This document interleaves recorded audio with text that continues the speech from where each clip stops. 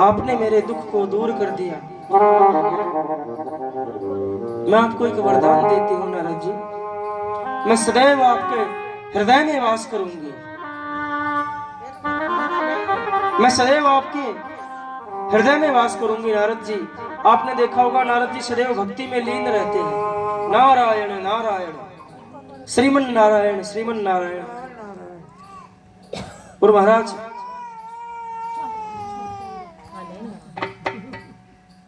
माँ भक्ति के दो पुत्र हैं, कौन? ज्ञान और वैराग्य।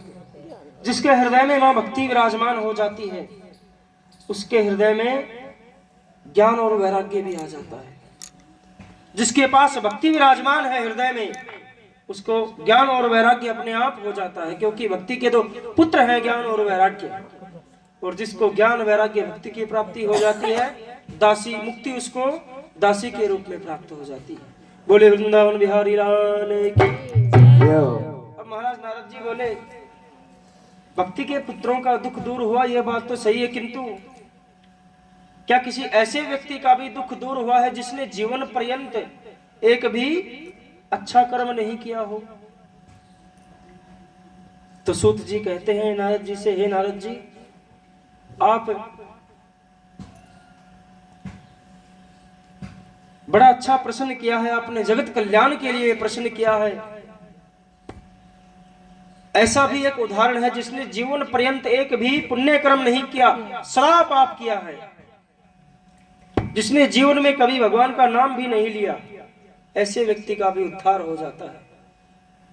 ध्यान से सुनिए, हम आपको एक कथा सुनाते हैं। तो महाराज नारद जी को कथा सुना रहे हैं सनकादिक। कहते हैं कि हे नारद जी, एक समय की बात है, तुंगभद्रा नदी के किनारे एक सुंदर नगर था जहां पर आत्मदेव नाम का एक ब्राह्मण रहता था। वह ब्राह्मण बड़ा ही पूजा पाठ करने वाला कर्मकांडी ब्राह्मण था।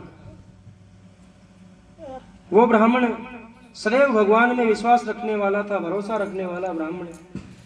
किंतु उसकी जो देवी जी होती है ना, वो विपरीत, वो बिल्कुल विपरीत होती है उनसे। पति है महाराज बिल्कुल सीधे साधे हैं, भक्ति भाव वाले हैं, किंतु पत्नी विपरीत है। एक समय की बात थी, श्राद्ध का समय चल रहा था।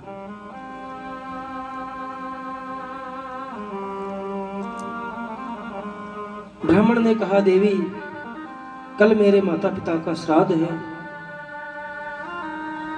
तो कल ब्राह्मणों को भोजन करवाना है, आप मुझे जरूरत का सामान लिखवा दीजिए,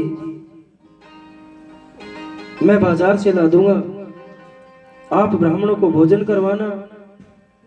तो देवी कहती है, क्या कि मैं किसी ब्राह्मण को भोजन नहीं करवाऊंगी।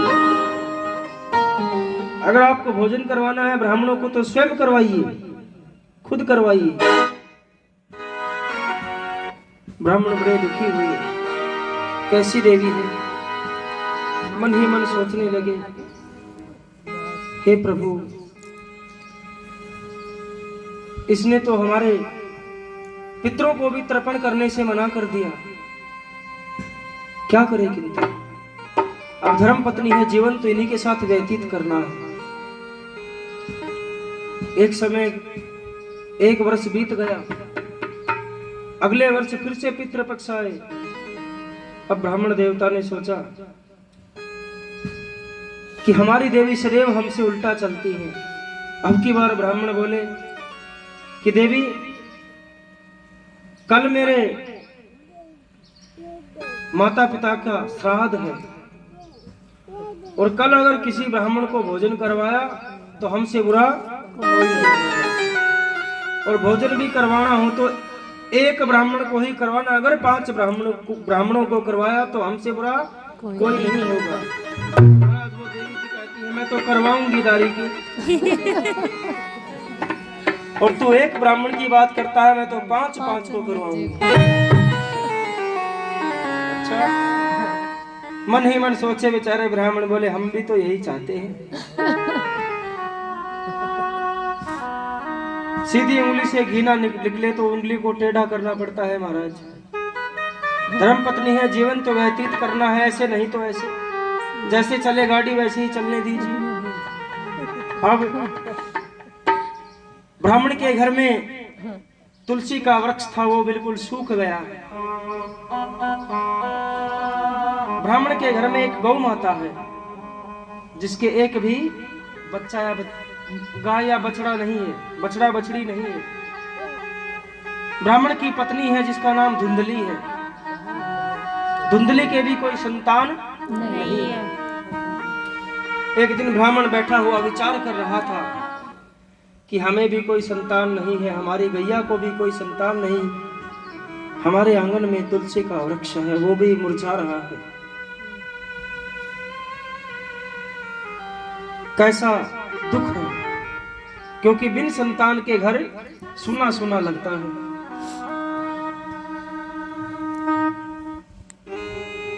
अब ब्राह्मण देवता परेशान हो गए। प्रातः काल ही वन के लिए निकल पड़े। वन में चले गए। वन में जाकर एक वृक्ष के नीचे बैठकर भगवान को ध्यान करने लगे। क्यों? क्योंकि व्यक्ति या तो भगवान को तब याद करता है जब भारी संकट आता है। संकटों का पहाड़ टूटता है तब कौन याद आता है? मान लीजिए आप नाव में बैठे और नाव नदी के बीचों बीच चल रही है और बीच में जाकर नाव पानी में डूबने लग जाए तो कौन याद आएगा? हे भगवान बचा। सुख होता है ना, सुख में सुमरण कोई नहीं करता भगवान, सभी दुख में याद करते हैं। ब्राह्मण देवता भी वन में जाकर रोने लगे। वृक्ष के नीचे बैठकर रो रहे हैं। सामने से एक महात्मा आते हैं। बोले ब्राह्मण आप रोते क्यों हो? बोले क्या बताऊं मैं आपको, हमें कोई संतान नहीं है, हमारे घर में गौ माता है, उसके भी कोई बछड़ा या बछड़ी नहीं है, हमारे द्वारा लगाया हुआ तुलसी का पौधा भी सूख जाता है। हे महात्मा मुझे जरा बतलाइए ना, आप तो संत हैं, आप चाहें तो सब कुछ हो सकता है, मेरे भाग्य में क्या है बताइए मुझे। तो महाराज वो साधु महात्मा कहते हैं कि हे ब्राह्मण देव तू कहां संतान के चक्कर में फंसता है? क्यों? क्योंकि पूत कपूत हो जाए मूंग छाती पर दलता है और किस भ्रम में हो ब्राह्मण कहां संतानों से नाम चलता है। ब्राह्मण किस भ्रम में है आप? संतानों से नाम थोड़ी चलता है। आपको इस गांव से थोड़ा आगे चले जाइए, नीलामपुर चले जाइए या थोड़ा और आगे, तो कोई नहीं जानेगा किसकी संतान है, किसकी माता है, किसके पिता है, नहीं। किंतु मीराबाई का नाम सुना है आपने? मीराबाई को सारा जगत जानता है। ध्रुव जी का नाम सुना है आपने? ध्रुव जी को सारा जगत जानता है। प्रहलाद जी को सारा जग जानता है। क्या मीराबाई की कोई संतान थी? नहीं थी, किंतु उनको तो सब जानते हैं। क्यों? प्रभु ने अपनाया था उनको। जिसको मेरे गोविंद ने अपना लिया, मेरे भगवान ने अपना लिया, उसको संसार की चिंता नहीं, उसको संतान नहीं चाहिए। क्यों? कि ब्राह्मण पूत कपूत हो जाए तो मूंग छाती पर दलता है और किस भ्रम में हो ब्राह्मण कहां संतानों से नाम चलता है, कहां संतानों से नाम चलता है।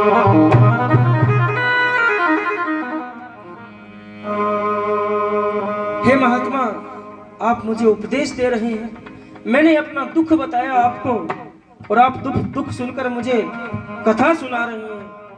अरे मैं आपकी कथा सुनने नहीं आया, मुझे संतान चाहिए। मुझे अगर वरदान देना है तो संतान प्राप्ति का वरदान दीजिए।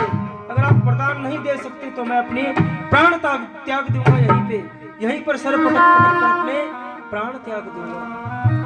तो महाराज वो महात्मा कहते हैं ब्राह्मण देवता के मस्तिष्क की तरफ देख कर, क्या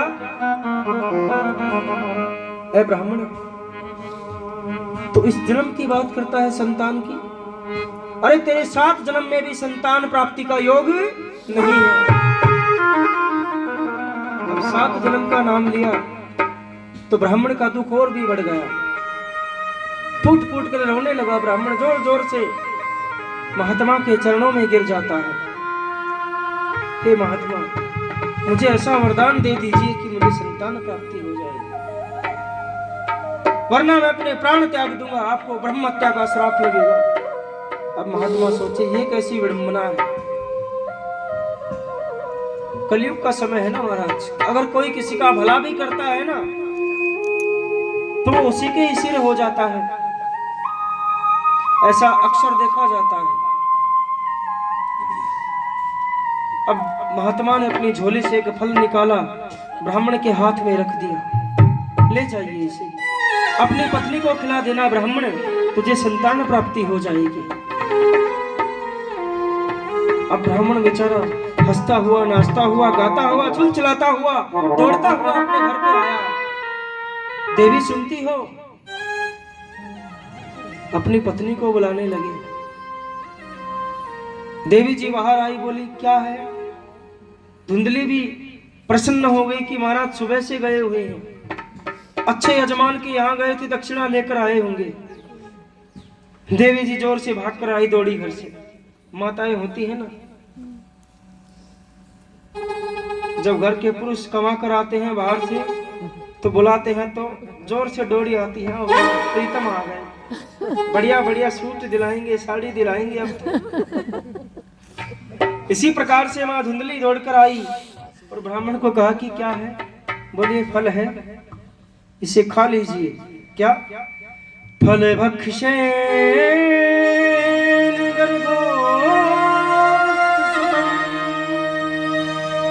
जेते प्रसीदं फल भक्षेण गर्भस्थे, इस फल का भक्षण कीजिए, इस फल को खा लीजिए देवी, ये महात्माओं का प्रसाद है। इस फल को खाने से हमें दिव्य संतान की प्राप्ति होगी। अब महाराज धुंधली सोचने लगी मन ही मन, क्या कि फल को खा तो लूं, परंतु एक संशय है। क्या? अगर कहीं मुझे सचमुच ही फल खाने से मैं गर्भवती हो गई, मुझे संतान हो गई, तो सुना है कि संतान जब गर्भ में होती है तो बड़ी पीड़ा होती है। अब मैं 8-7 रोटी एक साथ खा जाती हूँ, संतान पेट में रहेगी तो गर्भ में रहेगी तो मैं खा भी नहीं पाऊंगी। उल्टे विचार आ रहे थे। उसी समय उसकी बहन आ जाती है। अब उसकी बहन के 5 पुत्र पहले से हैं, छठा पुत्र गर्भ में है। बोली बहन क्या सोच रही है? बोली मेरे पति है ना, वो हमारे लिए एक फल लेकर आए हैं, पता नहीं कहाँ गए थे जादू टोना करवाने। कहते हैं खा लो, इससे तुम्हें संतान हो जाएगी। तो महाराज उसकी बहन कहती है, बहन तो ऐसा करना, तो अपने पति को बोल देना कि मैंने फल खा लिया, और मैं तुझसे वचन देती हूँ, तुझको जो मेरे गर्भ में संतान है वो होते ही मैं तुझे सौंप दूंगी, बदले में तू मुझे धन दे देना। तेरे घर में धन की कोई कमी नहीं है बहन, मेरे यहाँ खाने वालों की कोई कमी नहीं, किंतु खिलाने वाला नहीं, और तेरे यहाँ पे खाने वाला कोई नहीं, खिलाने वाले बहुत हैं। इसलिए दोनों बहनों के बीच बात हो गई। तो बोले इस फल का क्या करें? बोले फल उस गौ माता को खिला दो। अगर गौ माता को बच्चा हो गया, बछड़ा हो गया, बछड़ी हो गई, तो समझेंगे कि फल सच्चा है, इसकी परीक्षा भी हो जाएगी। ठीक है, दोनों ने विचार किया और वो फल तो गौ माता को खिला दिया, और अपने आप धुंधली पेट पर कपड़ा बांधकर गर्भवती होने का ढोंग कर रहने लगी। ब्राह्मण से कह दिया कि मैंने फल खा लिया। अब ब्राह्मण देव बेचारे बड़े प्रसन्न, दिन प्रतिदिन अच्छे अच्छे पकवान लेके आए, अच्छे अच्छे फल लेके आए धुंधली के लिए, अच्छा अच्छा खाने को लेके आए, धुंधली चकाचक खाए जाए। ब्राह्मण देव आए जाए अपने बेचारे, लाए जाए खाए जाए। अब महाराज कुछ समय बाद उसकी बहन को संतान हो जाती है। अब संतान हुई तो वो धुंधली को लाके दे दी गई। धुंधली ने ब्राह्मण देवता को बता दिया कि संतान लड़का हुआ है। बड़ा प्रसन्न होता है ब्राह्मण आत्मदेव, इतना प्रसन्न हो गया महाराज, पुत्र की खुशी में प्रसन्नता में ब्राह्मणों से स्वस्ति वाचनों का पाठ करवाया, यज्ञ करवाया, गौ दान किए, वस्त्र दान किए, अन्न दान किए, अनेक प्रकार के दान उसने किए। अब महाराज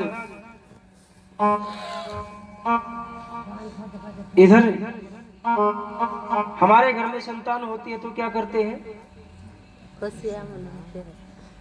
छठी वाले दिन नाचने वाली को बुलाते हैं। ये हमारी संस्कृति नहीं है। मदिरा पान किया जाता है उस पुत्र की, उस बालक की खुशी में, उस पुत्री की खुशी में। उसके छठवें दिन मदिरा पान हो रहा है, नाचने वाली पर ऐसे शराबी पैसे उड़ा रहे हैं। ओहो महाराज, उसके भविष्य की क्या कामना की जाए? कोई मंगल भविष्य की कामना नहीं की जाए। अगर आपके घर में पुत्र हो, पुत्री हो तो महाराज स्वस्ति वाचनों का पाठ करवाइए, यज्ञ करवाइए, अच्छे अच्छे मंत्रों का उच्चारण करवाइए ताकि उसके मंगल भविष्य की कामना की जा सके।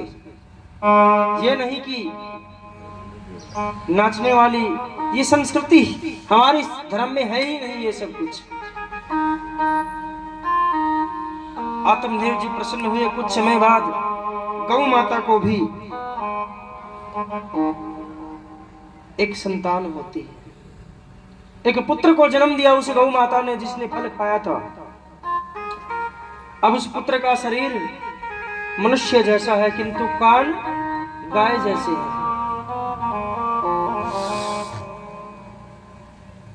तो महाराज नामकरण संस्कार करने की जब बारी आई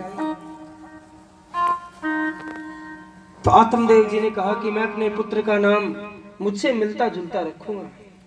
मेरा नाम आत्मदेव, मैं अपने पुत्र का नाम परमात्मा देव रखता हूं। तो धुंधली बोली, अच्छा गर्भ में हमने रखा और नाम आप रखोगे, ये कौन सी बात हुई?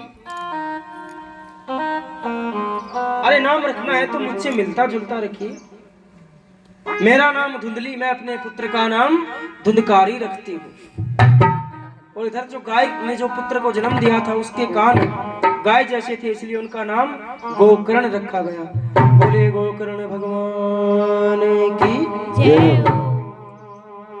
गोकर्ण जी बड़े पंडित ज्ञानी हुए।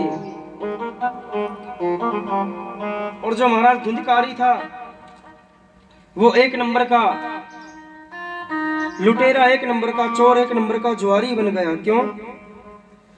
कियत कालेन तो जातो तरुण तनवा युवा भो। जैसे ही कियत कालेन तो जातो तरुण, जैसे काल का चक्कर चला, समय बीता तो दोनों तरुण हो गए, जवान हो गए। तो क्या हुआ? गोकर्ण है पंडितो ज्ञानी, धुंधकारी महाकल। गोकर्ण तो बड़े पंडित हुए, बड़े ज्ञानी हुए, और धुंधकारी एक नंबर का चोर लुटेरा। क्यों?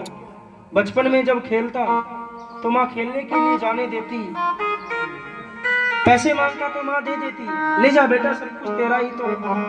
अब धुंधकारी कंचा खेलता, फिर ताश खेलने लगा, फिर जुआ खेलने लगा, फिर जुए में धीरे धीरे हारने लगा तो चोरी करने लगा। चोरी करते हुए पकड़ा जाने लगा तो फिर मदिरा पान करने लगा। मदिरा पान करने लगा, मांस का भी सेवन करने लगा। ब्राह्मण का पुत्र मदिरा मांस का सेवन करता और एक नंबर का कर्महीन हो गया। धर्म से भी वो हीन हो गया और कर्मों से भी। दुष्ट कर्म करने लगा। और जो महाराज गोकर्ण जी होते हैं, गोकर्ण पंडितो ज्ञानी धुंधकारी महाकर, गोकर्ण जी काशी जी चले गए पढ़ने के लिए। ये सब माँ की कमी है। प्रथम गुरु शास्त्रों में किसको बताया गया है महाराज? माँ को। जानते तो सभी हैं किंतु मानते बहुत कम हैं। क्यों? बचपन में जब बेटा बार बार कुछ प्रश्न करेगा माँ से या शरारत करेगा ना, खेलेगा, तो माँ कहेगी शरारत मत कर बेटा, ले फोन ले ले। और फोन देते ही बालक भी बिल्कुल चुप। ऐसे ऐसे बच्चे हो जाते, हमने देखा है छोटे छोटे बच्चे, घर में दादी होती है दादाजी होते हैं, वो बोल रहे हैं और बच्चा गेम में लगा है, पबजी में, आया बस आया, आज्ञा का पालन नहीं करते। ये सब परवरिश की कमी है। माँ चाहे तो अपने पुत्र को कृष्ण और राम बना दे, माँ चाहे तो अपने पुत्र को रावण और कंस बना दे। इसलिए सभी माताओं से मेरा विनम्र निवेदन है कि अच्छे संस्कार दो अपनी संतानों को। अगर एक अच्छा देश चाहते हो तो अपने आप को बदलिए, अपने आप को बदलिए, अपनी संतानों को बदलिए। अब महाराज परिणाम स्वरूप क्या हुआ? अब वो धुंधकारी मांस मदिरा का सेवन करने लगा, घर की सारी धन संपत्ति को लुटा देता है। अब पिताजी दुखी हो गए आत्मदेव जी। अरे क्या किया इस दुष्ट ने, मेरे पवित्र मंदिर जैसे घर को इसने शमशान बना दिया। जगह जगह पर शराब की बोतलें पड़े हैं, जगह जगह पर मांस के टुकड़े पड़े हैं। दुष्ट, तूने मेरे मंदिर स्वर्ग जैसे घर को बिल्कुल शराब का अड्डा बना दिया है। मैं एक पल भी यहाँ नहीं रह सकता।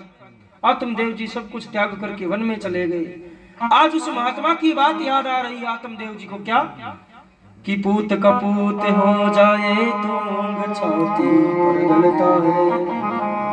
किस भ्रम में हो ब्राह्मण, कहाँ संतानों से नाम चलता है।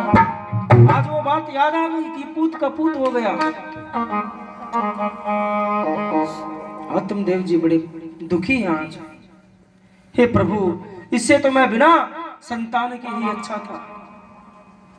ऐसी संतान प्रभु किसी को मत देना। अब घर में धुंधली है और धुंधकारी है, क्योंकि धुंधली के स्वभाव ऐसा ही था ना, जैसी माँ थी वैसा ही बेटा हो गया। क्यों? अब महाराज घर में धुंधली और धुंधकारी, गोकर्ण जी काशी जी चले गए, आत्मदेव जी सब कुछ त्याग कर वन में चले गए। अब एक दिन धुंधकारी अत्यधिक मदिरा पान करके अपनी माँ के पास आता है और कहता है कि मुझे धन दीजिए। तो माँ कहती है बेटा तो सारा धन पहले ही घर का ले जा चुका है, अब और कुछ भी नहीं है। तो बोला तेरे गले का मंगलसूत्र ही दे दे। दुष्ट, तुझे शर्म नहीं आई? अपनी माँ की सुहाग की निशानी मांगता है। अरे तू मर क्यों नहीं गया होते ही, चला जा मेरी आंखों के सामने से। और धुंधकारी मंगलसूत्र छीन लेता है। वो धुंधली दौड़ती है, जोर से दौड़कर कुएं में कूदकर अपने प्राण त्याग देती है। अब घर में केवल धुंधकारी बचा है। अब धुंधकारी का काम है पूरे दिन शराब पीना, जुआ खेलना, मांस मदिरा का पान करना, वेश्याओं का संग करना और घर में रहना। घर में वेश्याओं को रख रखा है उसने, 4-5 वेश्याओं को। उनके साथ नगर में चोरी करता है। राजा के यहाँ पकड़ा गया तो रात को उन वेश्याओं ने विचार किया कि एक ना एक दिन स्वयं मरेगा और हमें भी मरवाएगा। धुंधकारी को अत्यधिक मदिरा पान करवा करके जलते हुए अंगारे उसके मुंह में ठूस देती है और धुंधकारी की मृत्यु हो जाती है। धुंधकारी प्रेत बन जाता है। प्रेत बन गया धुंधकारी। प्रेत बनकर तड़पने लगा, वायु में विचरण करने लगा। उसकी आत्मा भटक रही है इधर उधर। उसकी आत्मा को कहीं शांति प्राप्त नहीं होती। अब गोकर्ण जी जैसे ही काशी जी से पढ़कर आए थे, रात्रि के समय अपने घर में विश्राम कर रहे थे गोकर्ण जी, तभी वो प्रेत आया धुंधकारी कभी बैल का रूप बना ले, कभी बकरे का रूप बना ले, कभी बुरी बुरी डरावनी आवाजें निकाले। तो गोकर्ण जी बोले सामने आओ, कौन है, वरना श्राप दे दूंगा। तो धुंधकारी कहता है कि भैया मैं तुम्हारा भाई हूं, धुंधकारी हूं मैंने जीवन पर्यंत पाप की है, मैंने एक भी अच्छा कर्म नहीं किया, परिणाम स्वरूप आज मैं प्रेत बन गया हूं। भैया मेरी मुक्ति कीजिए, कुछ ऐसा उपाय कीजिए जो मैं दर दर ना भटकूं। भैया मैं बड़ा तड़प रहा हूं, मुझे प्रेत योनि में बड़ी पीड़ा होती है, मैं अपने माता पिता का हत्यारा हूं। तो महाराज धुंधकारी को भी देखकर गोकर्ण जी को दया आ गई। गोकर्ण जी तो बड़े पंडित हैं, ज्ञानी हैं। धुंधकारी को कहा कि ठीक है मैं कुछ उपाय सोचता हूं भैया। प्रातः काल ही गोकर्ण जी ने बड़ा सुंदर पंडाल सजवाया और वहां पर भागवत जी को, सभी देवी देवताओं को विराजमान करके सप्ताहक महायज्ञ भागवत का प्रारंभ कर दिया। जैसे ही सप्ताह महायज्ञ प्रारंभ हुआ, 7 बांस की पोरी गाड़ी गई। एक बांस गाड़ दिया जिसमें 7 पोरियां हैं, उसके ऊपर आकर वो धुंधकारी बैठ जाता है उस बांस पर। जैसे ही प्रथम दिवस की कथा संपूर्ण हुई, बांस की एक पोरी फट गई। दूसरे दिन की कथा पूर्ण हुई, बांस की दूसरी पोरी भी फट गई। और जैसे ही 7वें दिन की कथा पूरी हुई तो बांस की 7 पोरी फट गई। और महाराज बड़ा ही आश्चर्य देखा वहां पर श्रोताओं ने कि जो प्रेत बना हुआ धुंधकारी था उसको मोक्ष की प्राप्ति हो गई। उसको भगवान के पार्षद अपने साथ वैकुंठ धाम को ले जाते हैं। क्यों? अब यहाँ पर सभी श्रोताओं ने प्रश्न किया गोकर्ण जी से, क्या कि महाराज कथा तो हमने भी सुनी, फिर मुक्ति धुंधकारी की ही क्यों हुई? कथा तो आपने भी सुनी है, हजारों कथाएं सुनी होंगी, किंतु मुक्ति क्यों नहीं होती? तो महाराज गोकर्ण जी बड़ा ही सुंदर जवाब देते हैं, क्या कि जो भगवान की कथा को सुन करके उसी क्षण भगवान का हो जाता है और अपने जीवन में उन बातों को उतार लेता है, उसको भगवान की प्राप्ति हो जाती है। पुनरपि जननम पुनरपि मरणम पुनरपि जननी जठरी शयनम, बार बार जन्म मृत्यु के चक्कर में उसे पड़ना नहीं पड़ता, उसको मोक्ष की प्राप्ति हो जाती है, उसे गोविंद की प्राप्ति हो जाती है। और वो प्राप्ति हो जाती है तो फिर और प्राप्ति की आवश्यकता नहीं रहती। धुंधकारी ने जीवन पर्यंत एक भी अच्छा कर्म नहीं किया, किंतु अंत में जब प्रेत बना हुआ भी धुंधकारी कथा सुन करके भगवान का नाम सुनता, गुणगान करता, और फिर शाम को जब कथा विराम हो जाती तो प्रतिदिन बैठकर सोचता कि आज कथा में कितनी सुंदर सुंदर कथा सुनाई गई, और उन्हीं कथाओं की झांकियों का, उन्हीं लीलाओं का वर्णन करके धुंधकारी मन ही मन सोचता और भगवान का हो गया। परिणाम स्वरूप उसने भगवान को प्राप्त कर लिया, धुंधकारी को मोक्ष प्राप्त हो जाता है। इसलिए कहता हूं कि श्रोता बनिए, सुनिए, जितना हो सके सुनिए नहीं। पीबतम भागवतम कथामृतम, भागवत का जो कथामृत है ना, इसे सुनने को नहीं कहा गया, पीने को कहा गया है। अमृत को सुना जाता है, अमृत को तो महाराज पान किया जाता है, पिया जाता है, ये अमृत है।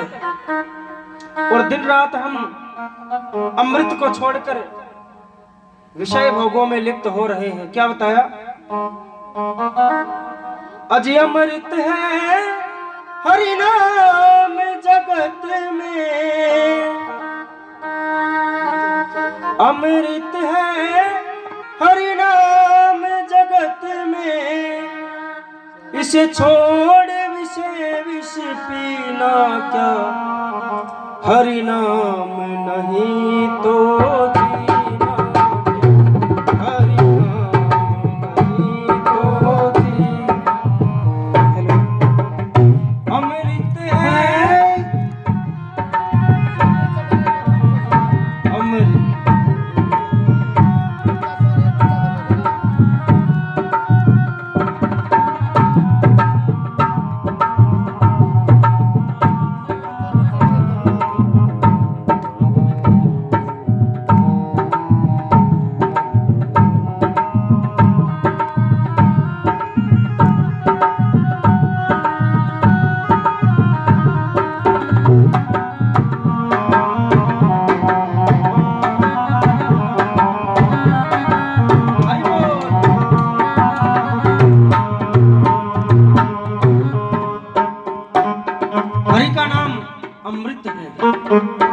इसको छोड़कर विषय विष नहीं पीना चाहिए। क्यों? क्योंकि महाराज ये समय निकल गया ना तो फिर कुछ हाथ आने वाला नहीं है। क्यों? कई कहते हैं महाराज भजन करने की उम्र होनी चाहिए 60 के बाद। क्यों? ओहो महाराज, बचपन का विषय है भक्ति, बचपन का विषय नहीं है। क्यों? कि बचपन में करोगे भक्ति तो जवानी सुधर जाएगी, और जवानी में करोगे भक्ति तो बुढ़ापा सुधर जाएगा, और बुढ़ापे में करोगे भक्ति तो महाराज अगले जन्म में काम आएगा। इस जन्म काम आने वाला नहीं है बुढ़ापे की में की हुई भक्ति। अब बूढ़ी माई के पेट में तो आंख नहीं, मुख में दांत नहीं, बोले राम और निकले आम। अब बताइए वो भक्ति का विषय है। बुद्धि भी कार्य करने से मना कर देती है। उस समय में हम राम को याद करें, कृष्ण को याद करें तो हो पाएगा नहीं। बचपन से भक्ति कीजिए, भगवान की उपासना कीजिए। अगर उपासना करोगे तो वासनाओं में मन नहीं लगेगा, भगवान में मन लगने लग जाएगा। बोले राधे कृष्ण। राधे कृष्ण। तो महाराज एक भजन सुनाते हैं हम। क्या महाराज? ना राम नाम लीनो,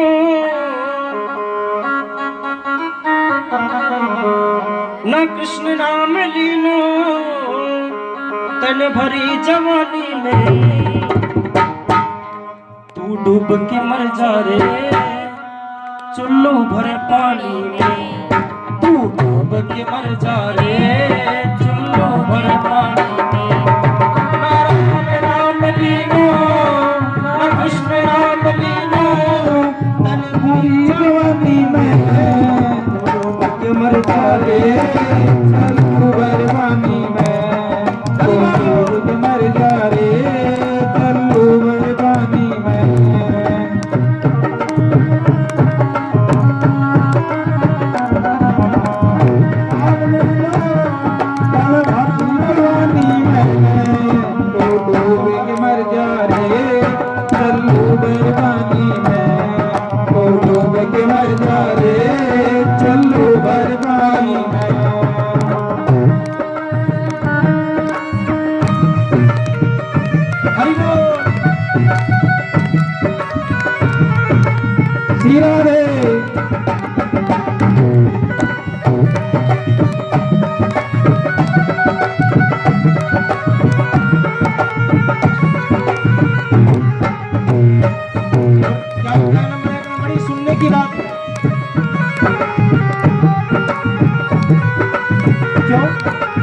क्योंकि महाराज इस मिट्टी से ही हम उत्पन्न होते हैं और इसी में मिलना है ना? कितनी सुंदर बात बताई। क्या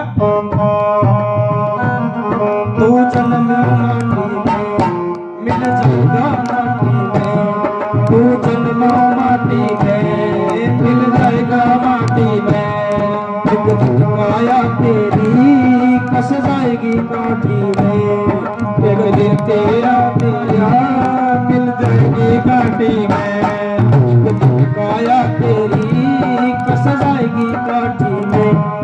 पानी कब बबूला है, पानी कब बबूला है, मिल जाएगा पानी में, पानी में डूब मर जा रे कल्लू भर पानी में। राम राम लीलो, राम कृष्ण नाम लीलो, तन भरी जवानी में डूब मर जा रे कल्लू भर पानी में, डूब मर जा रे कल्लू भर पानी में।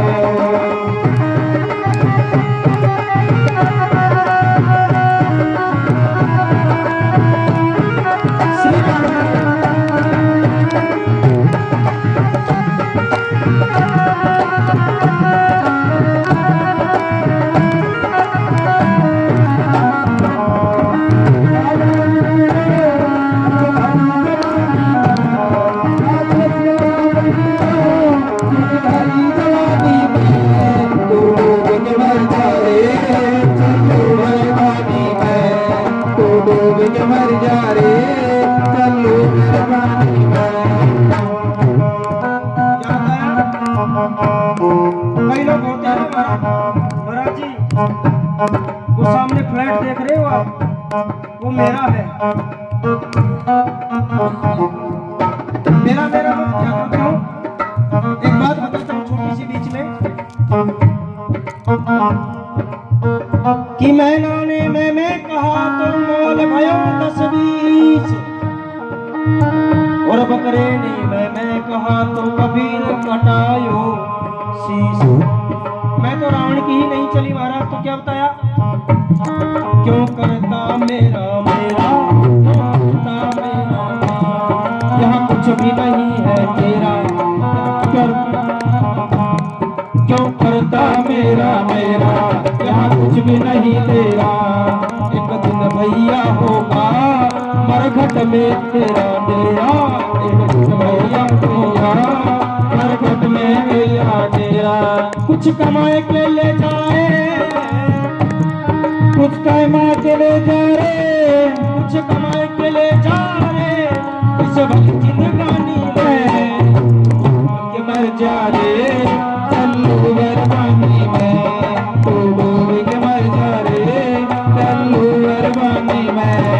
ना नाम लीनो ना जिसने नाम लीनो, जन भरी जवानी में डूब के मर जा रे, चल्लू बरबानी में, डूब के मर जा रे, चल्लू बरबानी में। धीरा दे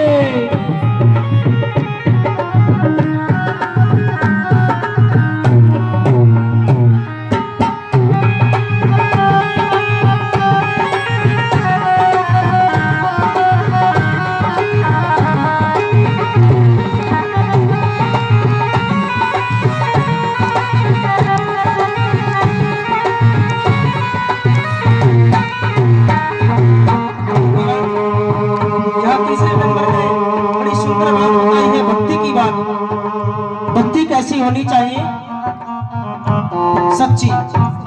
क्यों सच्ची भक्ति में बड़ी शक्ति होती है, क्या बताया, कर सच्ची भक्ति है, हाँ कर सच्ची भक्ति है, भक्ति में शक्ति है, यार सच्ची भक्ति है, भक्ति में शक्ति है, या शक्ति से भैया मिल जाएगी मुक्ति है, शक्ति से भैया मिल जाएगी मुक्ति है।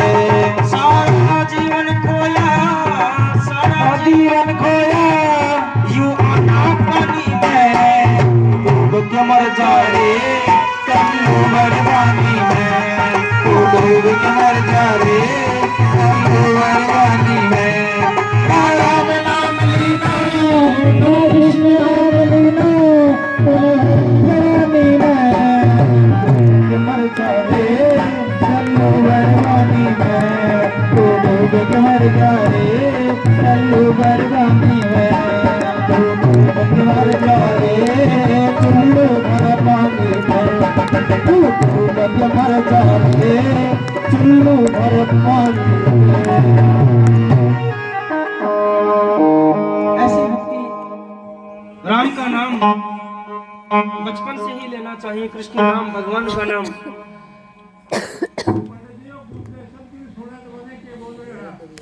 सुनता नहीं है जी,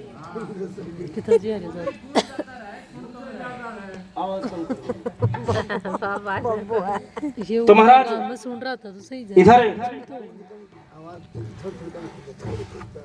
हम आपको कथा सुना रहे थे कि किस प्रकार से उस धुंधकारी की भी मुक्ति हो गई। अब सोचिए, जिसने जीवन पर्यंत एक भी सत्कर्म नहीं किया हो, भागवत जी में लिखा है, जिसने गौ हत्या, माता पिता की हत्या की हो, कन्या हत्या की हो, बाल हत्या की हो, ब्रह्म हत्या की हो, घोर से घोर पापी व्यक्ति भी एक बार अगर सप्ताह यज्ञ को श्रवण कर ले तो उसके समस्त पापों का नाश कर देते हैं मेरे गोविंद। ब्रह्मा के द्वारा लिखा हुआ रजिस्टर फाड़ देते हैं मेरे भगवान। जो अनंत ब्रह्मांडों के स्वामी है श्री कृष्णचंद्र, वो ब्रह्मा के द्वारा लिखा हुआ को भी बदल सकते हैं। समस्त जीवन की जो भी बात ब्रह्मा जी ने लिख दी, जो घटित होनी है, उनको भी बदल सकते हैं मेरे भगवान। इसलिए महाराज भक्ति में बड़ी शक्ति है, और कथा के माध्यम से यही सिखाया जाता है कि भगवत प्राप्ति कैसे हो, भगवान को प्राप्त कैसे किया जाए।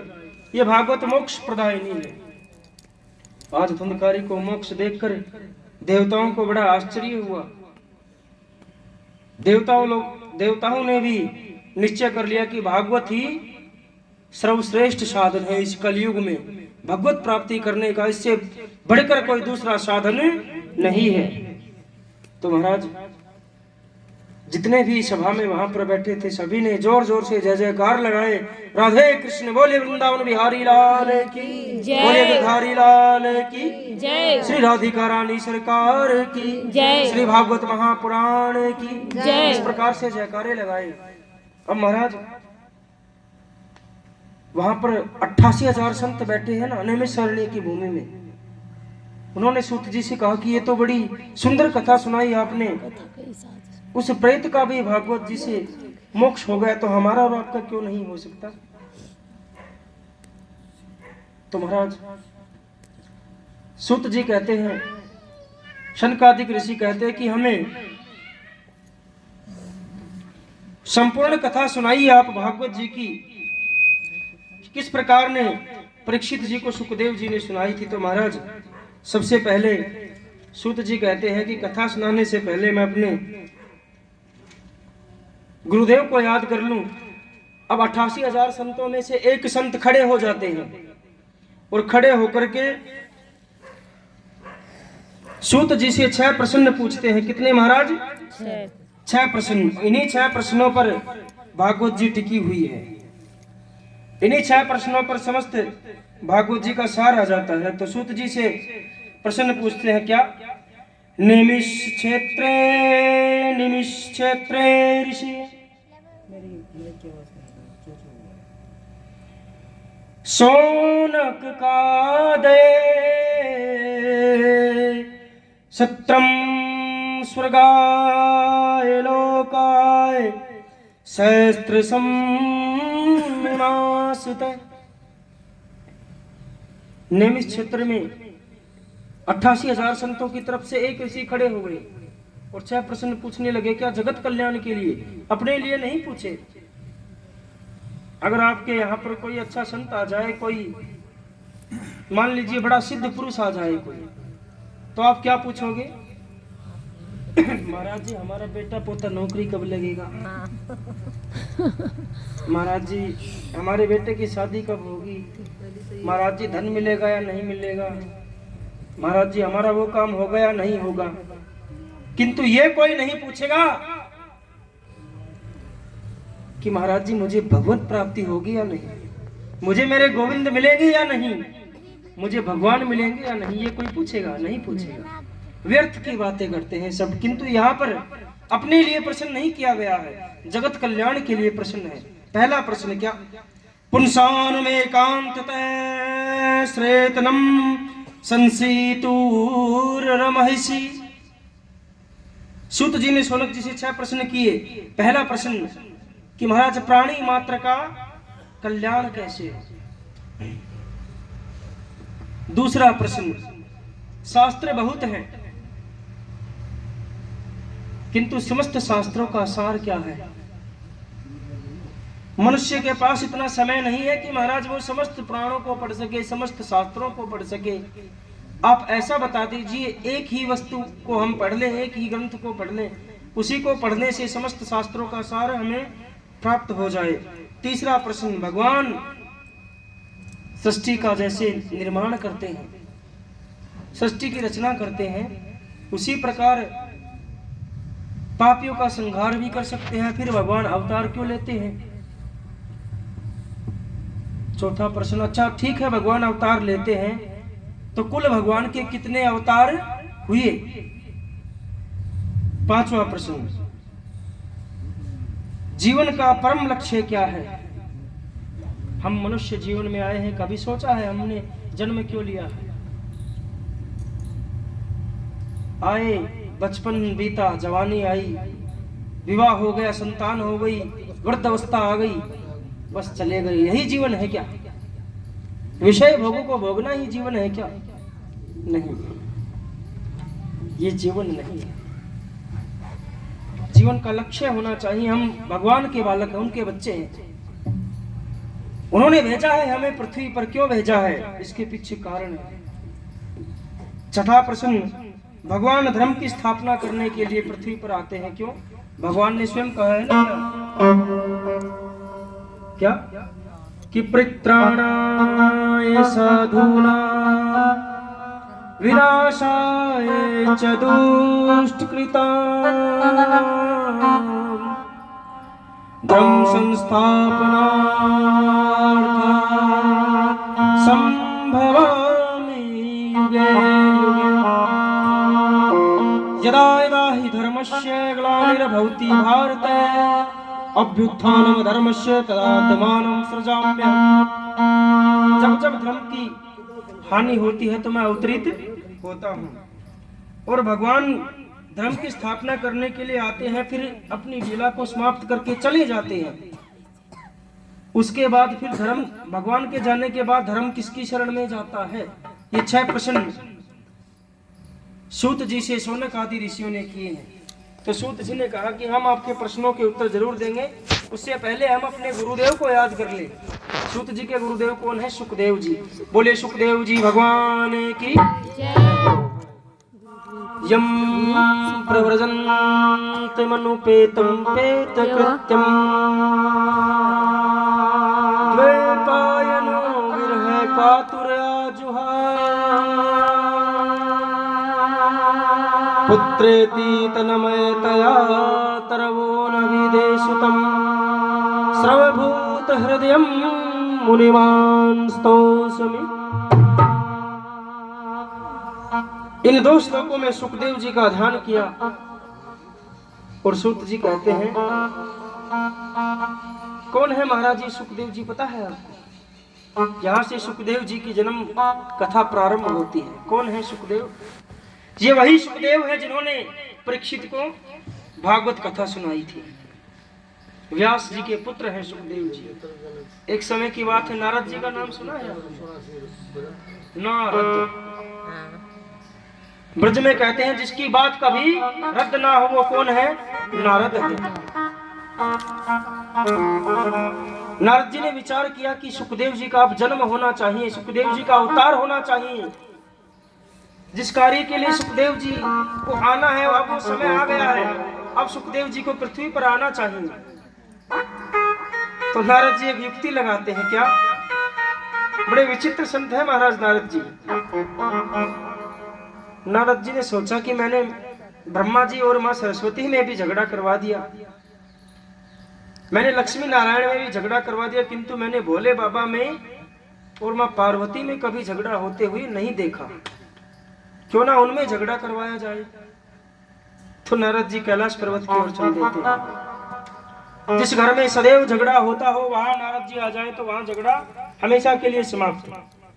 और जहां पर कभी झगड़ा नहीं हुआ हो वहां नारद जी पहुंच जाए तो वहां झगड़ा प्रारंभ हो जाता है।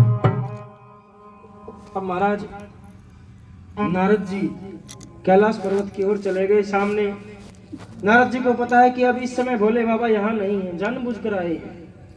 माँ पार्वती बैठी हैं। माँ पार्वती ने जलपान करवाया, आसन दिया बैठने के लिए, आदर सम्मान सत्कार किया।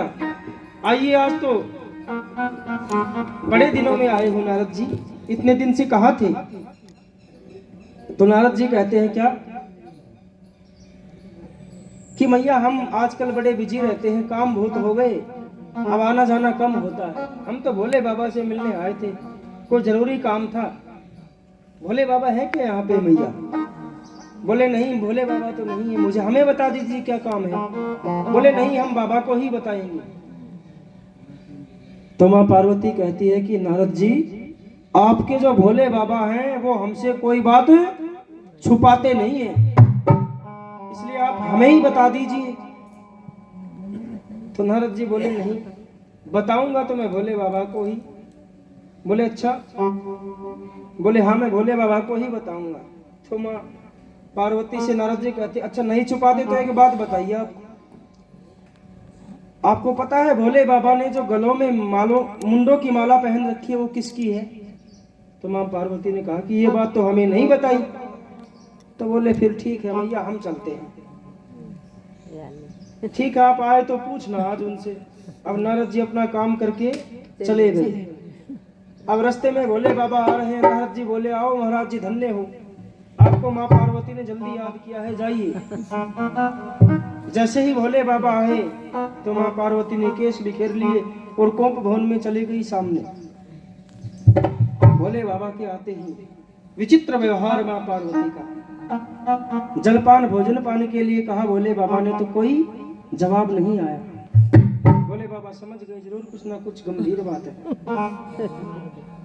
अब कोप भवन में देखे तो माँ पार्वती केस बिखेरे हुए रूठ गई हैं भोले बाबा से। भोले बाबा ने कहा कि देवी क्या हुआ, आप इस तरह से थोड़ी नाराज लग रही हैं हमें आज। बोले नहीं, हम आपसे बात नहीं करेंगे, आप झूठे हो, कपटी हो। तो बोले बात क्या है। अब भोले बाबा कहते हैं देवी कोई आया था क्या। तो माँ पार्वती कहती हाँ वो नारद आया था ना। तो भोले बाबा समझ गए हाँ मामला क्या है, ये सब क्या कराया नारद जी का ही है। तो माँ पार्वती कहती हैं कि एक बात बताइए, आपने जो गलों में माला की, मुंडों की माला पहन रखी है, किसकी है। आपने ये बात हमें बताई क्यों नहीं आज तक। तो भोले बाबा बोले बस इतनी सी बात। तो भोले बाबा कहते देवी ये मुंडों की माला मैं आप ही की पहनता हूँ। जब जब आपके स्वरूप हुए हैं उन सभी स्वरूपों को मैं याद रखने के लिए गले में मुंडों की माला पहनता हूँ। तो माँ कहती है देवी भवानी अच्छा, मेरी इतनी बार मैंने देह का त्याग कर दिया, आप अब तक अमर जैसे कि तैसे बैठे हो, आपने कौन सी गुट्टी पी रखी है जो मरते नहीं। बोले देवी मैंने तो अमर कथा सुन रखी है। बोले अच्छा, फिर तो आप बोले महाकपटी हो, अकेले अकेले अमर कथा सुन रखी है, हमें आज तक क्यों नहीं सुनाई। तो माँ पार्वती रूठ जाती हैं भोले बाबा से और किस प्रकार से कहते हैं क्या।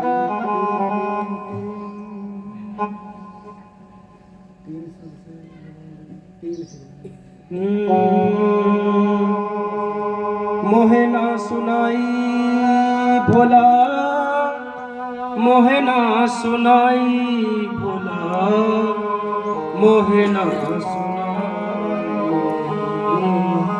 अमर कथा। माँ पार्वती भोले बाबा से कहती है कि हम आपसे गुस्सा है क्यों, आपने अमर कथा सुन रखी है और हमें आज तक वो अमर कथा सुनाई ही नहीं। तो भोले बाबा कहते हैं ठीक है, आप नाराज हैं, गुस्सा है, तो हम सुनाते हैं आपको, चलिए आप हमारे साथ। भोले बाबा हाथ पकड़ के माँ पार्वती का अमरनाथ की तरफ तो चल देते हैं। अब भोले बाबा जा रहे हैं अपना त्रिशूल लेकर, माँ पार्वती संग में है। भोले बाबा जैसे ही अमरनाथ पर पहुंचते ही त्रिशूल वहां पर गाड़ दिया।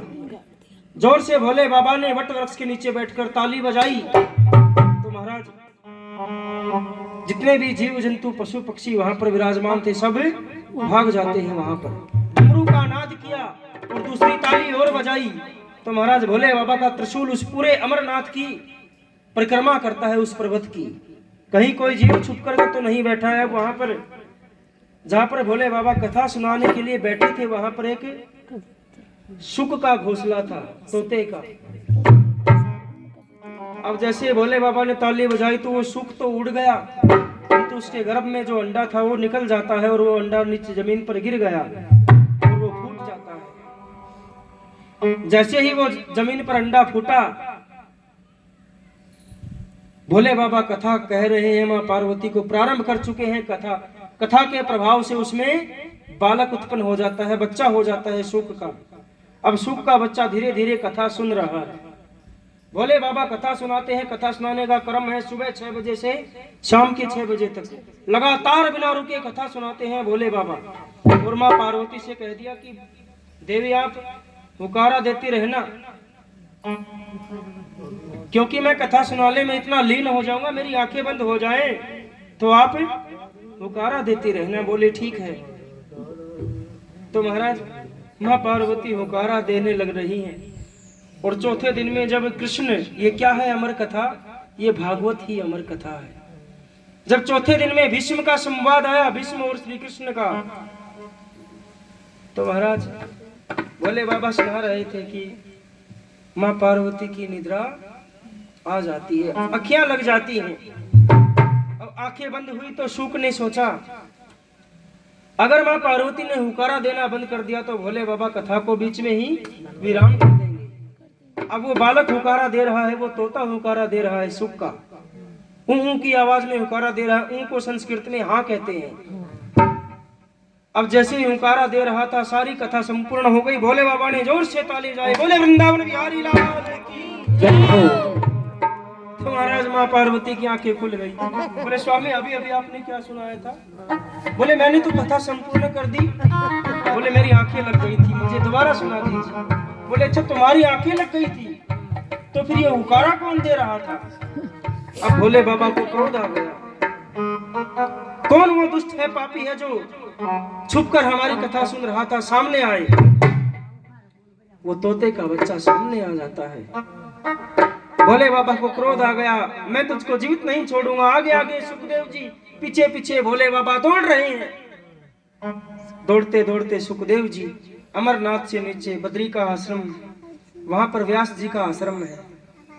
व्यास जी सरस्वती नदी के किनारे रहते हैं। उनकी पत्नी और व्यास जी बातें ही कर रहे हैं कि देवी बहुत समय हो गया, हमें अब तक कोई संतान नहीं हुई। और व्यास जी की पत्नी को जैसे ही जम्बाई आई, जोर से मुख खोला ऐसे, तो सुखदेव जी सूक्ष्म रूप बनाकर व्यास जी की पत्नी के गर्भ में प्रवेश कर जाते हैं।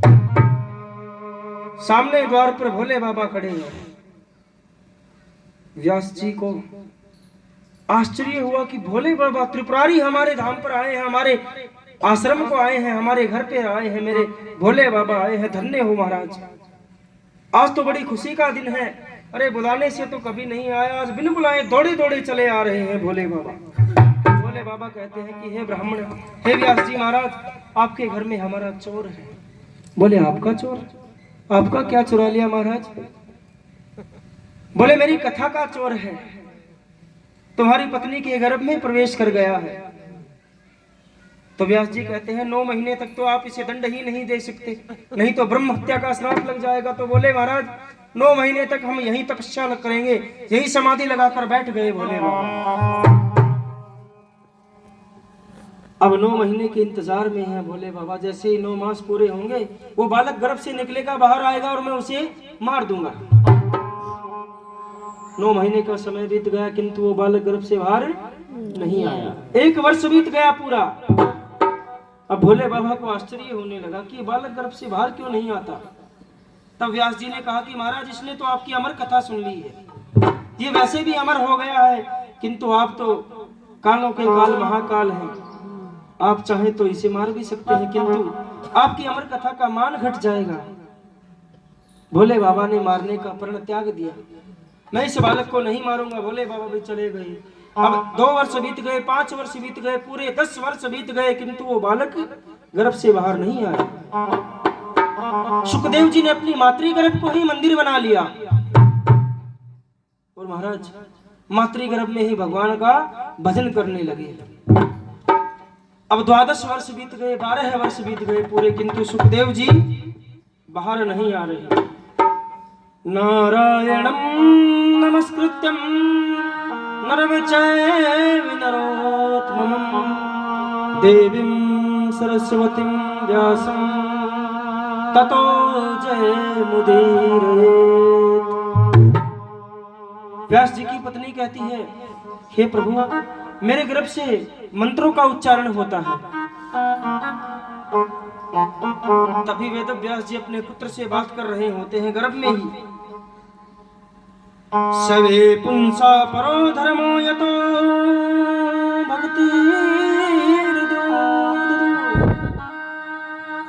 अहेतु की प्रहिता यत्तात्मा संप्रसेदति।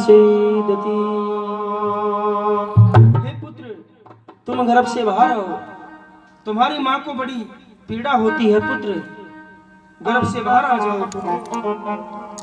तो महाराज सुखदेव जी कहते हैं कि पिताजी मैं गर्भ से बाहर नहीं आऊंगा।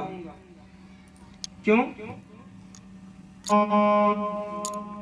सुखदेव जी कि पिता व्यास जी कहते हैं कि पुत्र देख, भगवान ने कितनी सुंदर सुंदर पृथ्वी बनाई है, कितनी सुंदर वस्तुएं हैं इस पृथ्वी पे, तू बाहर तो आ। तो सुखदेव जी कहते हैं कि इसी सुंदरता को तो नहीं देखना चाहता पिताजी। ये भगवान की माया है, ये माया मुझे सताएगी। व्यास जी कहते हैं कि तुझे पुत्र माया नहीं सताएगी, तू गर्भ से बाहर आ जा। तब सुखदेव जी कहते हैं एक शर्त पर आ सकता हूं। क्या? अगर स्वयं मायापति आकर कहें कि मुझे माया नहीं सताएगी तो मैं आ जाऊंगा। क्या? अहम प्रातिव भवदेवं मुने दासयासतु कश्याश्चन वेदवादीनां निरूपिको बालक एवं योगिनां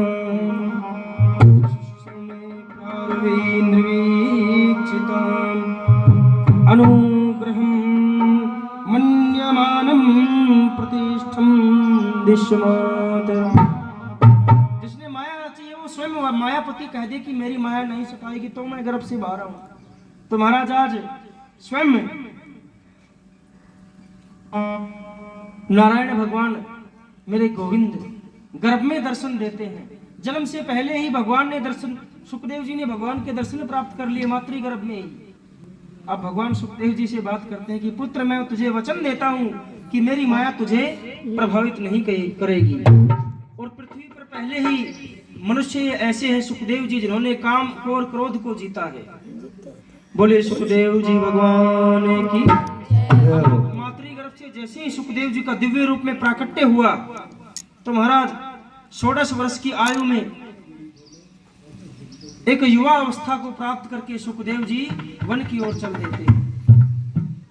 तो वन की ओर जाते हुए सुखदेव जी को देखकर व्यास जी बड़े चिंतित हो गए। पुत्र पुत्र कहकर अपने पुत्र के पीछे दौड़ने लगे। रुक जा पुत्र, मुझे छोड़कर मत जा, पुत्र मुझे छोड़कर मत जा। तो सुखदेव जी को अपने पुत्र को व्यास जी पुकार रहे और कहते हैं क्या? यम प्रव्रजन्ते मनुपेतं पेति कृत्यं द्वैपायनो विरह कातुर आजुहा पुत्रेति तन्मयता तर्वो अभिनदे सुतम्। यम प्रव्रजन्त मनुपेतं पेत कृत्यम। जब महाराज ब्राह्मणों के कुल में एक यज्ञोपवीत संस्कार होता है, सुखदेव जी का यज्ञोपवीत संस्कार भी नहीं हुआ था। वो उससे पहले ही सब कुछ त्याग कर वन की ओर जा रहे हैं। क्यों? माया से मतलब नहीं है। शरीर पर एक भी वस्त्र नहीं है सुखदेव जी के और वन की ओर चल देते हैं। व्यास जी ने रोकने का प्रयत्न किया, बार बार पुत्र पुत्र कहकर चिल्लाए, बार बार रोकने का प्रयत्न किया, किंतु सुखदेव जी रुके नहीं। उनकी ओर से वृक्षों ने उत्तर दिया, वृक्षों ने जवाब दिया कि आप जिसे रोकना चाहते हैं वो नहीं रुकेगा। अरे आप जिसको रोकने का प्रयत्न कर रहे हैं वो भगवान का अनन्य भक्त, आप किसको रोक रहे हैं? आप जानते नहीं कि सुखदेव कौन है? परमहंस हैं वो रुकने वाले नहीं है। व्यास जी वापस आ गए। वापस आकर के महाराज चिंतित हो गए, होकर बैठ गए व्यास जी। तभी उनके पास नारद जी आ गए। अब नारद जी उनको 4 श्लोक बता के गए हैं भागवत जी के, और उन्हीं 4 श्लोकों को सुनकर 18,000 श्लोक भागवत जी में रचित कर देते हैं व्यास जी। और महाराज अपने शिष्यों को एक श्लोक रटाया। इसमें अक्रांत मांत छंद है। इस श्लोक में व्याकरण के ज्ञाता है वो जानते हैं, इसे रुक रुक कर गाया जाता है इस श्लोक को। और महाराज इस श्लोक में भगवान कृष्ण की सुंदरता का वर्णन किया गया है। क्या? वरेह पीडम नटवर पहु कन्यो कर्णिकारम विभृतवाश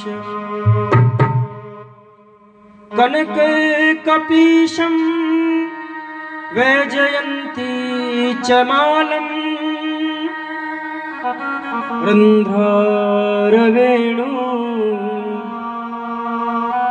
प्राणोर प्रोया गोपार वृंदार दारण्यवारम स्वपाददारम पादम। ये आधा श्लोक पूरा नहीं सुनाया मैंने, इतना ही श्लोक गाया व्यास जी के शिष्यों ने। बरहा पीडम नटवर पुह, देखो देखो कितनी सुंदर चरित्र का वर्णन किया गया है। वट के वृक्ष के नीचे एक पैर पर पैर रखकर कर्ण्यो कर्णिकारम, कानों में जिसके गोल गोल कुंडल लटक रहे हैं, विभ्रदवास कनक कपीशम वैजयंती चमालन, और देखिए गले में वैजयंती माला धारण की हुई है। रंधार वेणु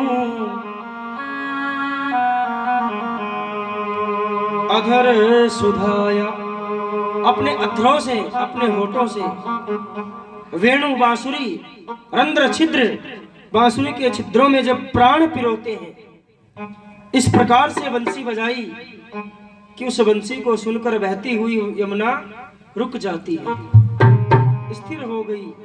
जल का प्रभाव होता है लगातार बहते रहना, किंतु उस वेणु की ध्वनि को, मधुर ध्वनि को सुनकर यमुना जी शांत हो जाती है। सुखदेव जी की आंखें खुल गई। ध्यान समाधि में बैठे हुए सुखदेव जी जग गए और जाकर उन शिष्यों के पास आकर बोले, भैया ये श्लोक हमें पूरा सुना दो, ये श्लोक हमें पूरा सुना दो। महाराज वो शिष्य कहते हैं व्यास जी के, अगर सुनना ही है पूरा तो हमारे गुरुदेव के पास चलिए, पूरा तो वही जानते हैं महाराज, हमें जितना आता था हमने सुना दिया। अब सुखदेव जी ने सोचा होंगे सुंदर, फिर से बैठ गए ध्यान समाधि में। अब शिष्य वापस व्यास जी के पास आए तो व्यास जी ने पूछा कि कुछ प्रभाव हुआ हो मेरे पुत्र पर इस श्लोक का? तो शिष्यों ने कहा कि आपके श्लोक को सुनकर उनकी आंखें खुल गई थी, किंतु फिर से वापस बैठ गए। तो बोले अब की बार ये दूसरा श्लोक सुनाना, क्या इसमें भगवान कृष्ण की कृपा का वर्णन किया गया है, कितने कृपालु हैं। कैसे? अहो बकीयम स्तन कालकूटम जिह्वाशयापा यदपाद साधवी लेभे गतिमं धातृ न चिंता ततोक अन्नम वामं दयालु शरणं ब्रजेम। देखो देखो कितने दयालु हैं। इस पूतना को देखो जो अपने स्तनों पर विष लगाकर आई थी भगवान को मारने, किंतु भगवान ने तो इनके ऊपर भी कृपा कर दी। पूतना को वही फल प्राप्त हुआ जो मां यशोदा को परम पद मिलने वाला था, वो पहले ही भगवान ने पूतना को प्राप्त कर दिया। अब सुखदेव जी की आंखें खुल गई, उन शिष्यों के पास आ गए, बोले भैया हमें अपने गुरुदेव के पास ले चलो, हमें ये श्लोक पूरा सुनना है। देखिए वही सुखदेव जी जो सब कुछ त्याग करके वन में चले गए थे, आज भागवत के प्रभाव से दौड़े दौड़े चले आते हैं सुखदेव जी अपने पिता के पास वापिस। अपने पिता के पास आकर सुखदेव जी चरणों में गिर गए, चरणों में गिर करके रोने लगे, पिताश्री मुझे ये श्लोक पूरा सुना दीजिए, मुझे ये श्लोक पूरा सुना दीजिए। तब व्यास जी कहते हैं कि पुत्र तू एक श्लोक की बात करता है, अरे मैं तुझे 18,000 श्लोक की भागवत महापुराण सौंपता हूँ, जा जन जन में जाकर इसका प्रचार करना। बोले वृंदावन बिहारी लाल की जय श्री राधे जय। तो महाराज इसी के साथ हम अपनी कथा को यहीं आज पर विराम करते हैं और अब एक भजन हरि नाम संकीर्तन करते हुए चलते हैं ठाकुर जी के चरणों में। क्या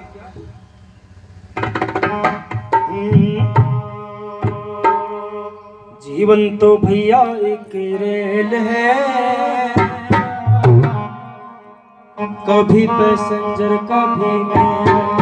सुनिए जीवन को एक रेलगाड़ी के समान बता दिया। और किस प्रकार से बड़ा ही सुंदर भजन है। जीवन तो भैया एक रेल है,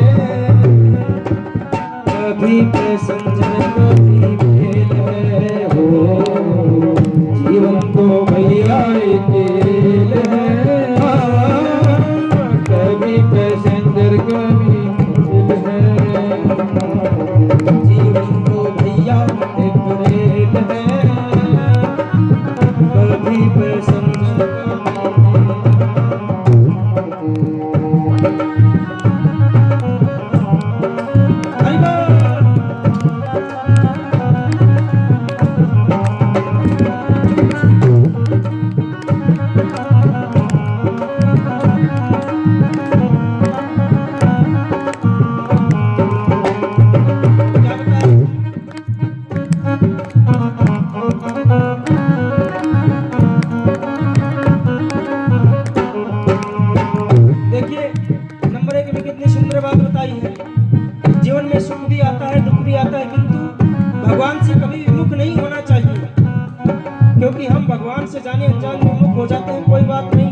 अगर भगवान ने मुकड़ा मोड़ लिया ना तो फिर बहुत पछताओगे प्यारे।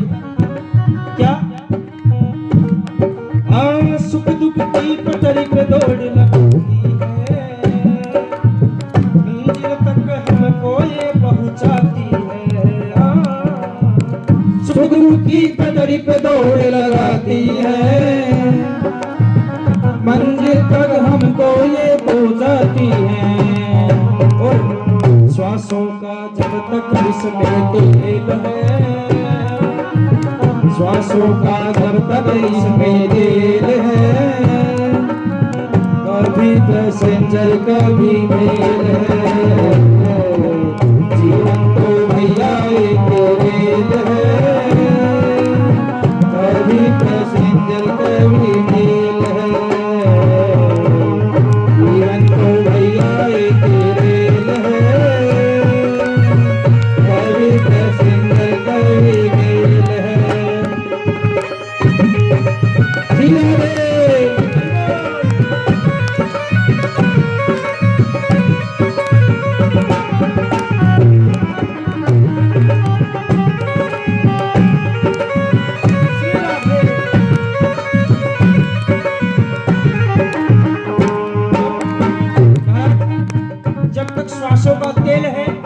गाड़ी चल रही है। जिस दिन श्वासों का तेल खत्म हुआ तो समझिए प्यारे खेल खत्म, और फिर सीधा टिकट कट जाएगी। टिकट कटने यमराज के पास जाना है, और वहां पर क्या यमराज पूछे तो अच्छे कर्मों की टिकट दिखाना। अब दिखाओगे कैसे जब अच्छे कर्म किए होंगे? क्या अच्छे कर्मों की टिकट कट लेना, पूछे टीटी तो दिखला देना। अच्छे कर्मों की टिकट कटा लेना, पूछे तो टीटी तो दिखला देना। और बिना टिकट के सीधा जेल, बिना टिकट के सीधी जेल है, कभी पैसेंजर कभी मेल है। जीवन तो भैया एक रेल है, कभी पैसेंजर कभी मेल है। जीवन तो भैया एक रेल है, कभी पैसेंजर कभी मेल है।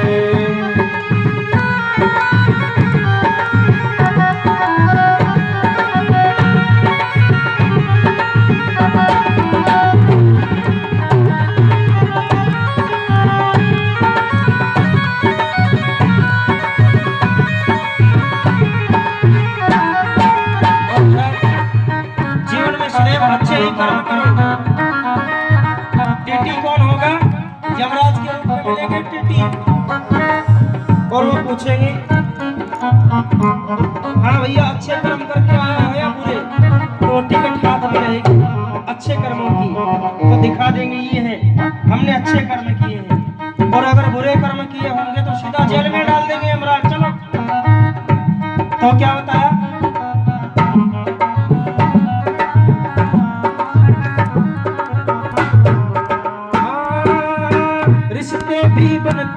और बिगड़ते हैं, यात्री भी चढ़ते और उतरते हैं। यात्री करते और बिगड़ते हैं, यात्री भी चढ़ते और उतरते हैं। मैया के सिग्नल का ये खेल है, मैया के सिग्नल का ये खेल है। कभी पैसेंजर कभी मेल है, जीवन तो भैया एक रेल है। कभी पैसेंजर कभी मेल है, जीवन तो भैया एक रेल है। कभी पैसेंजर कभी मेल है, कभी पैसेंजर कभी मेल है। जीवन तो भैया एक रेल है, कभी पैसेंजर कभी मेल है।